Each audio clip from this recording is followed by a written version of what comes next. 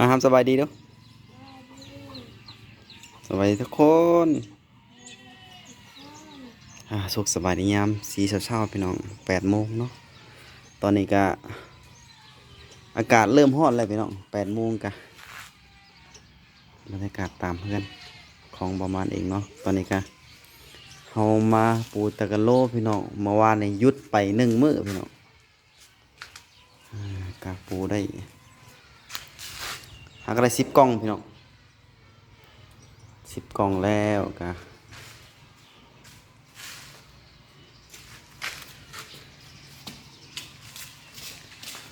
มื้อนี้ก็มาเริ่มงานหลังจากเมื่อวานนี้เขาหยุดไปพี่น้องไปหางัวเบิดมื้อเมื่อวานนี่ก็บ่เห็นงัวอย่าเหยียบเชือกยางมาสบายดีเพิ่นก่อนสวัสดีลุกดีลุกดีสวัสดีมื้อนี้มื้อนี้มาปูตะกะโลบ่เออปูตะกะโลโดยแล้วบ่ลูกบูตากระโดกโดย โดย ตอนนี้กำลังผสมปูนไว้อยู่พี่น้องก็เทน้ำก่อนเดี๋ยวจังหน่อยเนาะเมื่อยเมื่อวานนี่ไปหางัวปวดเอวแนวก็เลย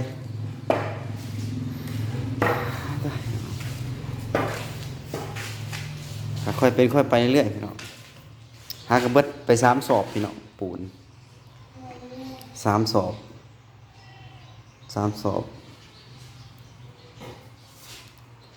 ได้อยู่9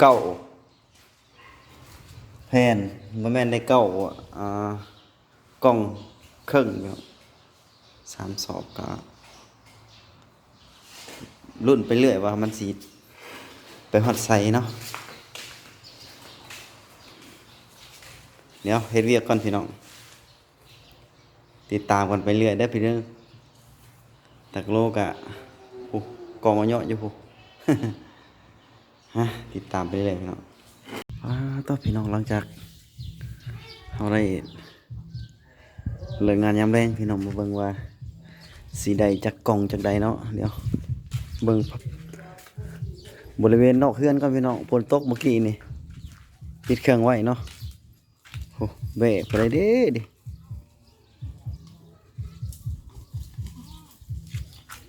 อันนั้นคือวัดพี่น้องกำแพงสีขาวนะวัดเนาะ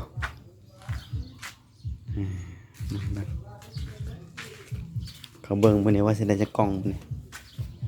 ได้8 กล่องมาเลยพี่น้องนี่ผลงานมันนี่กะหาก็ได้4 แถวแล้ว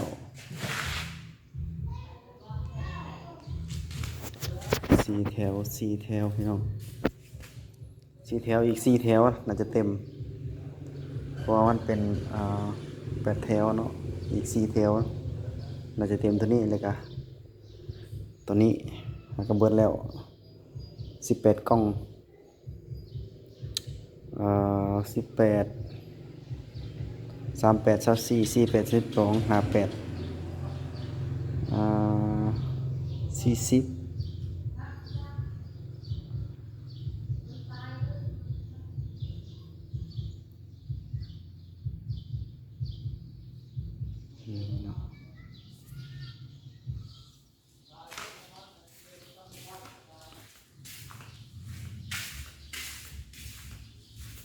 ไปเรื่อยว่าสิไปฮอดไซพี่น้องปวดเอวลุยผู้เดียวมื้อนี้ก็ได้เมื่อยขนาดไรพี่น้อง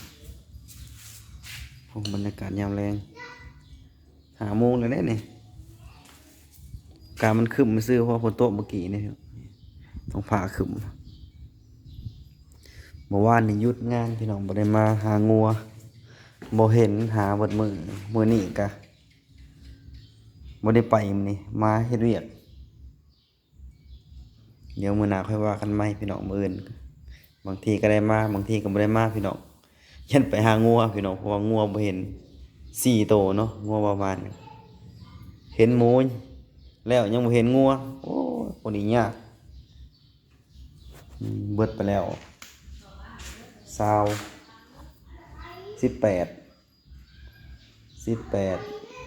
40 น่าจะ80เบิดห้องน่าจะ80ทั้งนอกน่าจะประมาณ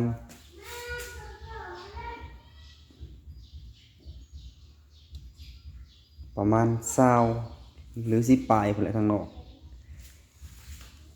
น่าจะพออยู่พี่น้องคิดว่าครับนี่ก็ถึง6080ทางนอกน่าจะ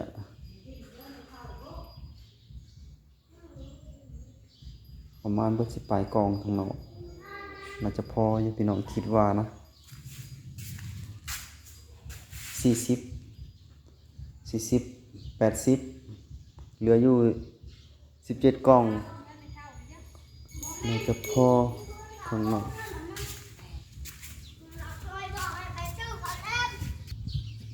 หลานชายบ่เห็นเกือบเสียงไว้นี่โอ้ยหมูซ้ายเพิ่นซ้ำนั่นแหละเอ้าตัวลืมบ่งไว้นะโทษคนอื่นเน่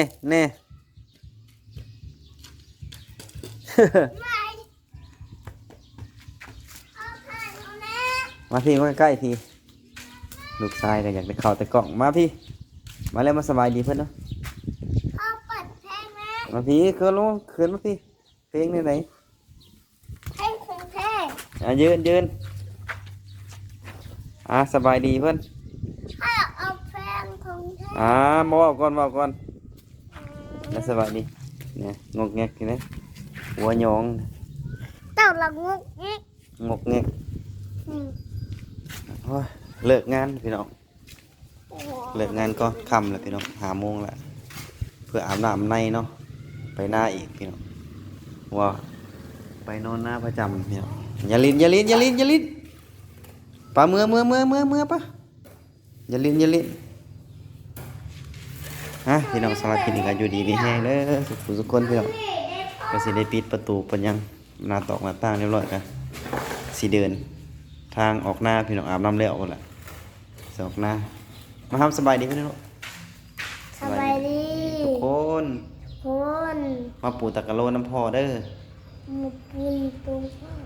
ตัวกูโลกพอเด้อ มาปูตะกะโล กูตะกะโล มาว่าไม่พี่โอเคมาปูตะกะโล มันนี่มาปุนตะกะโล มาปูตะกะโล พี่น้องเด็กหน่อยไล่เดียงสาโอเคเนาะพี่น้องเนาะสารบคลินิกาขอบคุณเด้อสิ่งสำคัญพี่น้องกะทางลุงเพิ่นเนาะที่ได้โอนเงินมาให้ซื้อปูนและซื้อทรายพี่น้องให้ประมาณมาปูตะกะโลก็ขอบคุณทั้งลุงเพิ่นเนาะที่ฝากเงินมาให้สั่งหมานนะมาปูตะกะโลให้เลยกะแล้วบ่แล้วยังกะว่าไปเมื่อก่อนพี่น้องกะที่สำคัญก็ยังบ่ลืมบุญคุณของทั้งวิ่งแล้วก็ไอเพชรเพิ่นเนาะที่กะมาช่วยเหลือประมาณจนมาฮอดมื้อนี้พี่น้องเฮือนกะใกล้แล้วพี่น้องกะใกล้สิมีเฮือนอยู่แล้วพี่น้อง กะขอบคุณเนาะทั้งวิ่งกับไอเพชรกะทางลุงเพิ่นที่มาช่วยเหลือของสั่งหมานเด้อขอบคุณประมาณกะบ่มีหยังเนาะที่อวยพรได้พี่น้องกะขอบคุณเพิ่นพี่น้องมุมเมาขนาดกระโดดกันเลยฮ้อนอาการฮ้อนพี่น้องเปิดพัดลมเลยพร้อมอาการฮ้อนเฮ็ดเวียกไปนำขอบคุณไปแล้วพี่น้องหน้ามืดหน้ามัว สบายดีพี่น้อง